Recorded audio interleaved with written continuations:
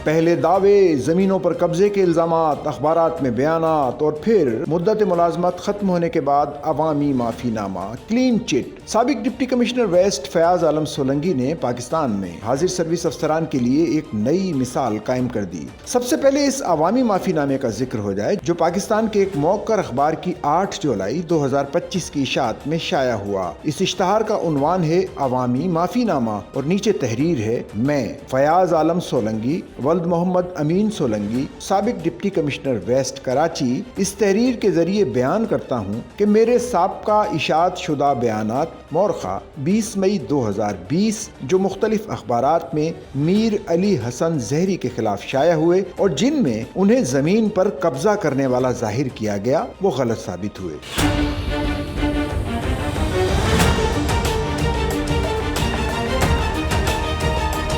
मेरी और anti corruption establishment की जानिब से की जाने वाली मुकम्मल तहकीकात के बाद ये बात सामने आई कि मीर अली हसन जहरी के खिलाफ जमीन पर कब्जे के इल्जामात किसी भी सरकारी फोरम पर साबित नहीं हुए। अपनी मुद्दत मुलाजमत के आखिरी दिनों में मैंने अली हसन जहरी से बिलमुशाफा माफी मांगी थी और अपने दफ्तर के अमले को हिदायत दी थी कि इस हवाले से तरदीदी बयान जारी करें, लेकिन बदकिस्मती से वो बर वक्त छाया न हो सका और जल्द ही मेरा तबादला हो गया। मैं एक बार फिर मीर अली हसन जहरी से अपनी गलत फहमी पर माजरत ख्वाह हूँ। दस्तखत फयाज आलम सोलंकी साबिक डिप्टी कमिश्नर वेस्ट।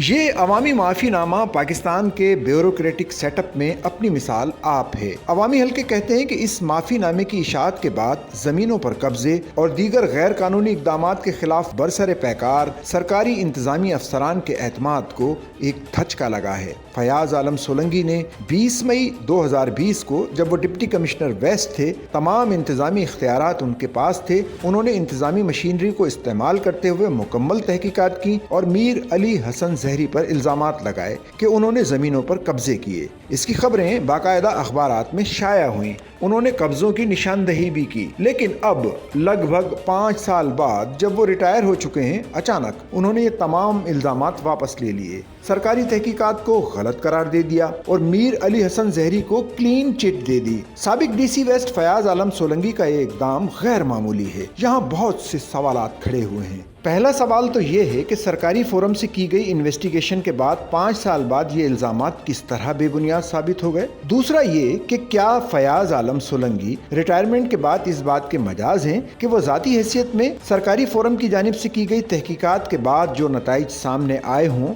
उन्हें गलत और बेबुनियाद करार दे दें।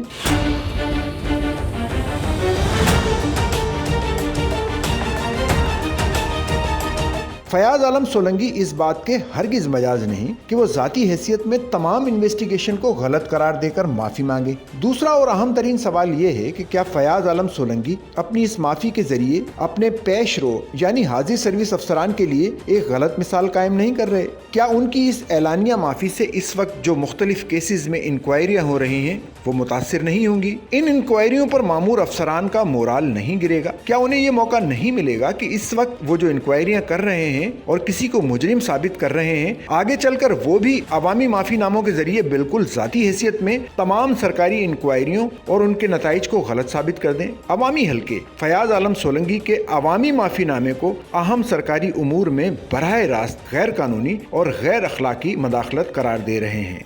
सच्चल न्यूज़ नेटवर्क की वीडियोस में खुशामदीद। नाजरीन, वीडियो से मुतालिक अपनी कीमती राय का इजहार कमेंट बॉक्स में ज़रूर करें और चैनल को सब्सक्राइब करें।